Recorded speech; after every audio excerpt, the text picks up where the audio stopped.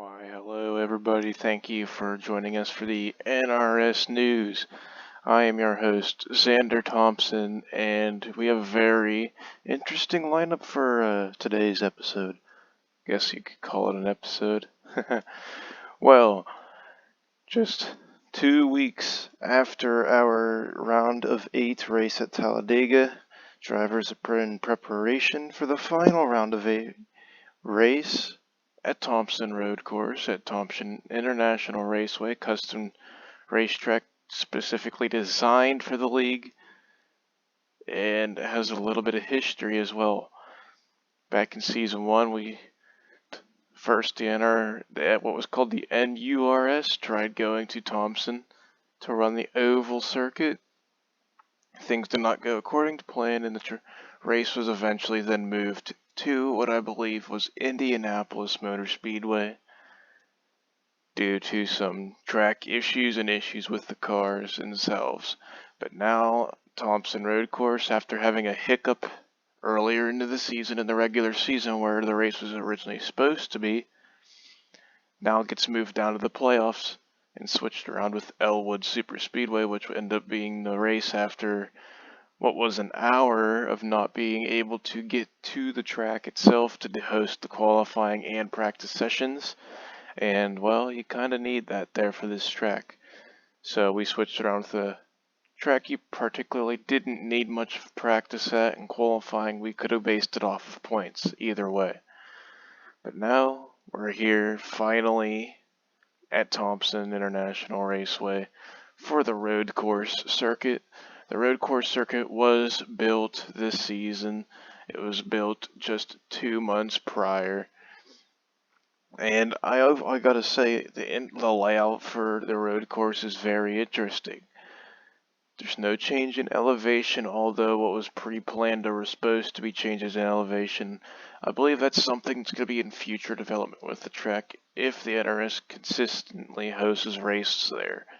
There's also going to be development with the track, in particular to the oval configuration of the current turns 3 and 4 being limited to road course use only, and a new set of turns 3 and 4 being put in place just outside of that, currently being in the process of conjoined with the track.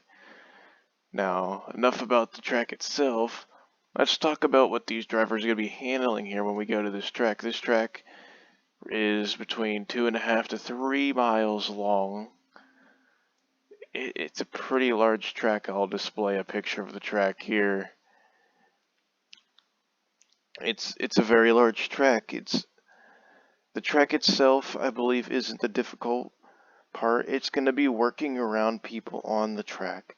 The track doesn't give you a lot of room for mistakes. You make a mistake, you end up in the grass. The infield is going to be famous for people overshooting the corner and getting into those curbs. Those curbs are going to upset the car terribly if you get into them.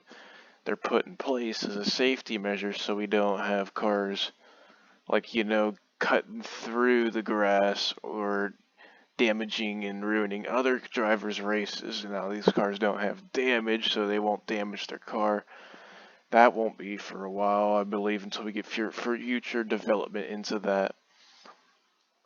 But as I was saying, it's not just for the own driver's safety, it's also for the safety of other drivers, those curbs that are in that track. It can help prevent disasters because people are going to want to avoid those curbs. So if you hit one of them curbs, it's not going to be a good day for you and ain't going to be a good day for the rest of the drivers. We got 42 laps coming into this track that these drivers are going to be ready for.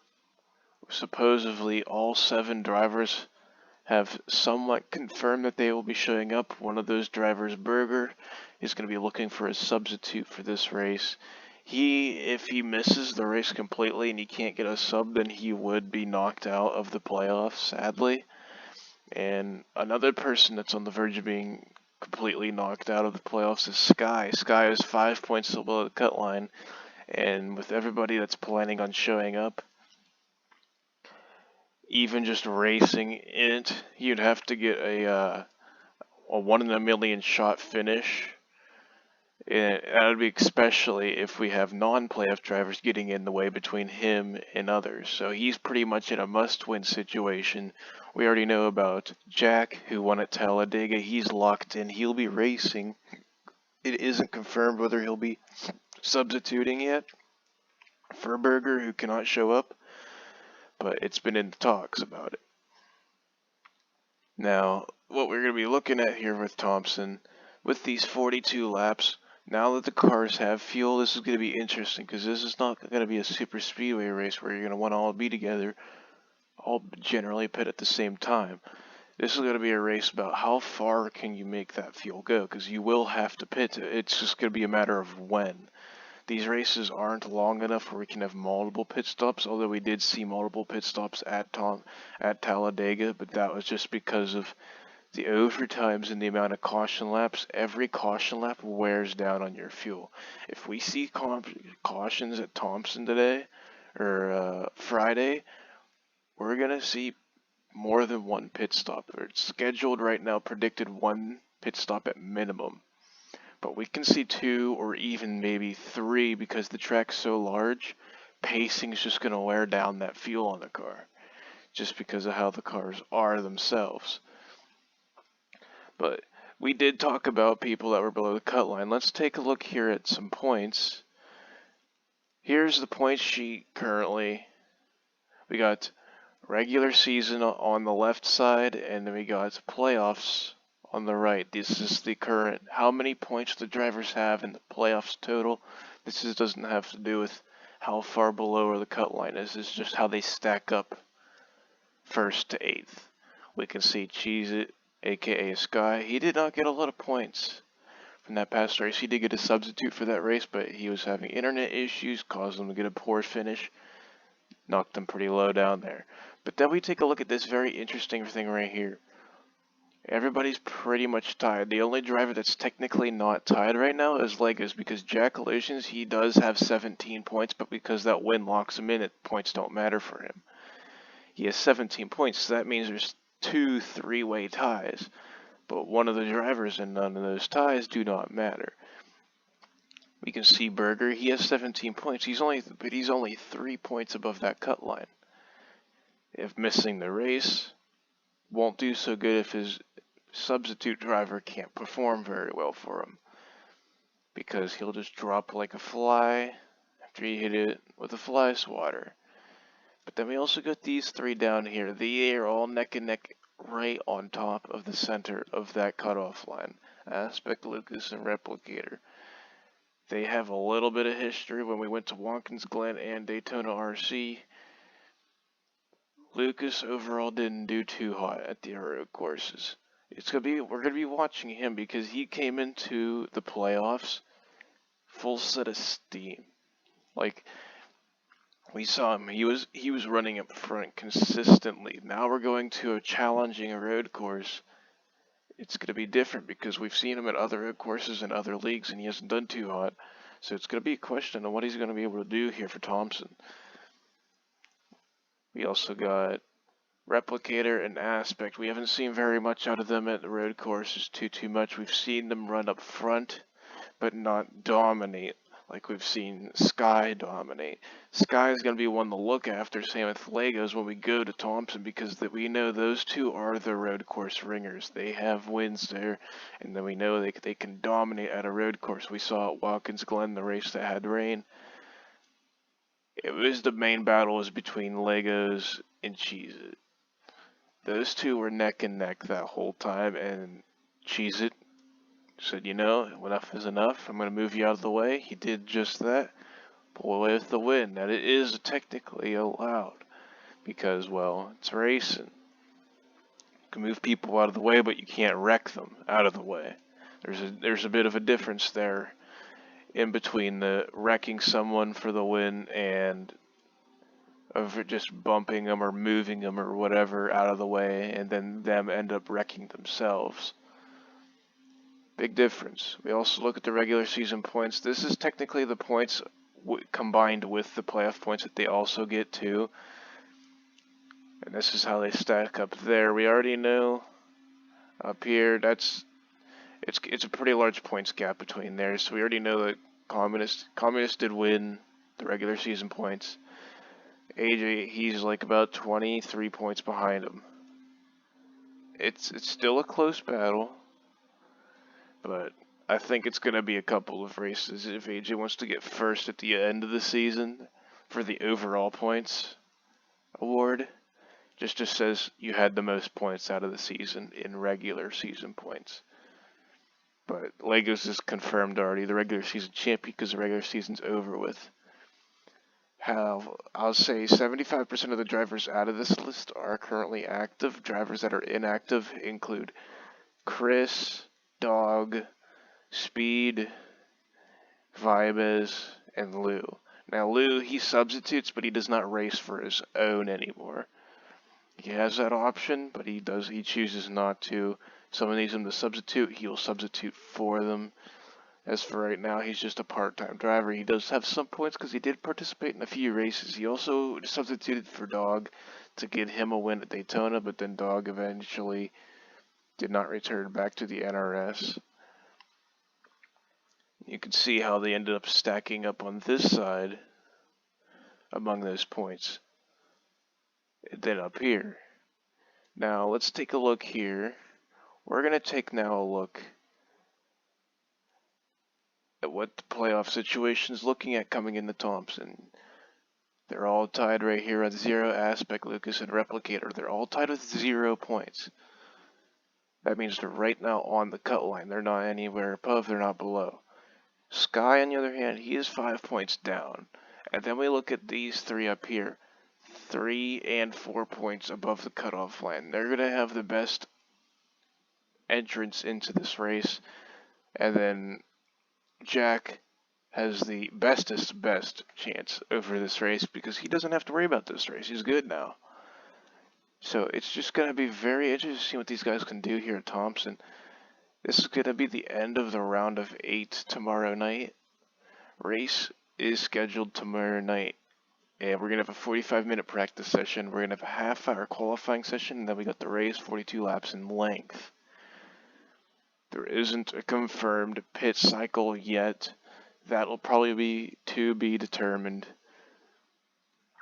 But overall, it's going to be an interesting race. This race is also going to determine whether Thompson's going to continue to be on the schedule next season or not. It's currently, right now, let's take a look here at the schedule.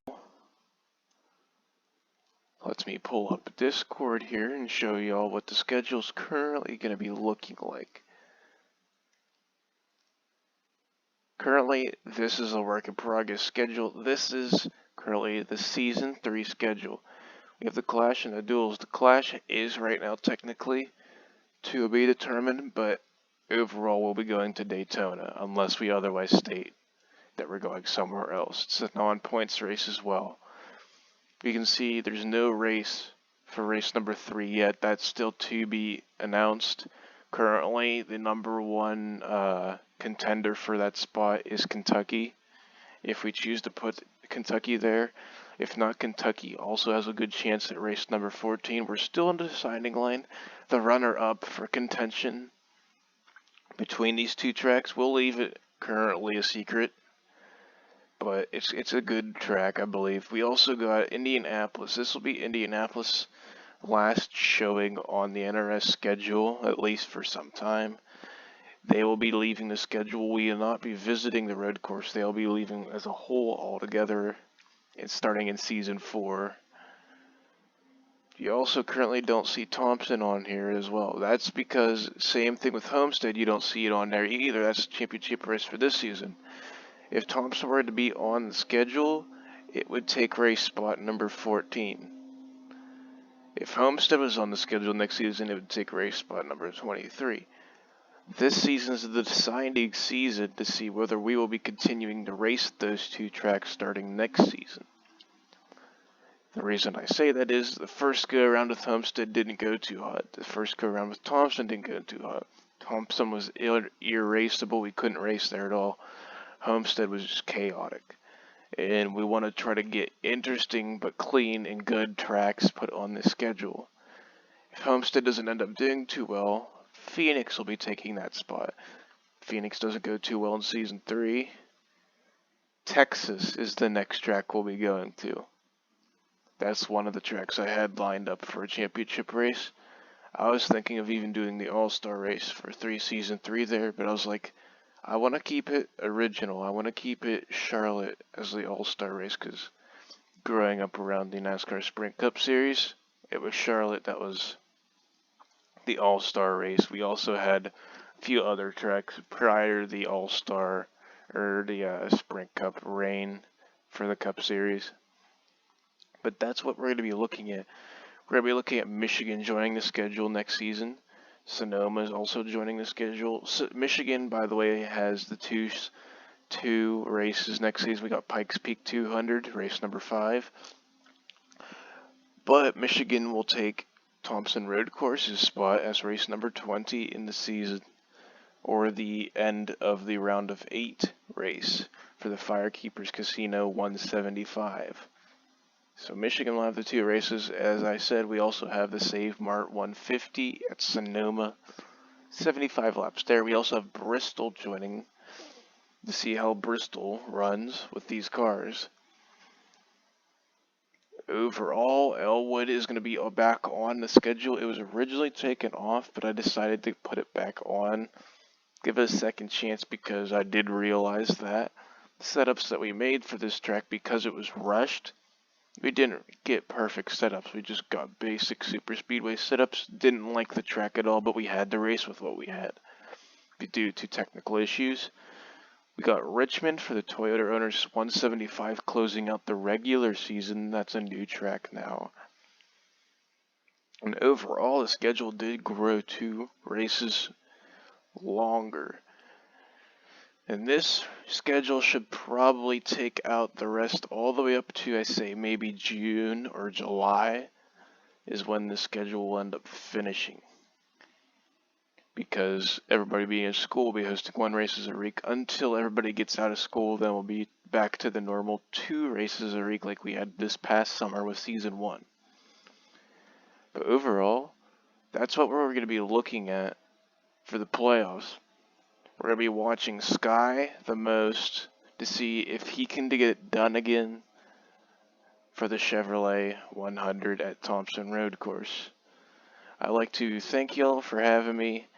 It's a pleasure for me to share this news about the round of 8 elimination race and the future of the NRS. This is your host, Xander Thompson, signing off. Thank you. Have a good night.